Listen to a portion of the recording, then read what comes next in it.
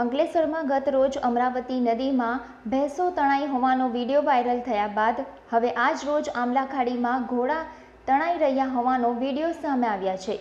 ગત રાત્રિના 1:30 વાગ્યાથી અવિરત શરૂ થયેલા વરસાદને લઈ જનજીવન ઠપ થઈ ગયું છે।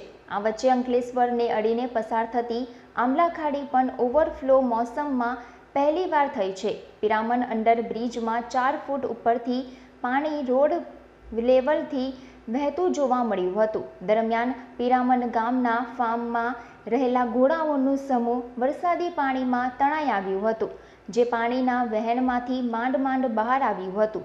આમલાખાડી ઓવરફ્લો થતાં વાહન વ્યવહાર સદંતર બંધ થઈ ગયો હતો, તો પિરામન ગામના નીચાણવાળા વિસ્તારોમાં લોકોના ઘરોમાં પણ પાણી પ્રવેશ્યા હતા। આમલાખાડી ઓવરફ્લોની અસર હાસોટ રોડ પર પણ જોવા મળી હતી। અહીં માર્ગ અને મકાન વિભાગ દ્વારા ચાલુ વર્ષે જ રોડ લેવલ ઊંચું કરી પાઇપ નાખ્યા હતા, જે પ્રથમ વરસાદમાં ધોવાઈ ગયા હતા અને માર્ગ પર પણ પાણી ફરી વળ્યું હતું।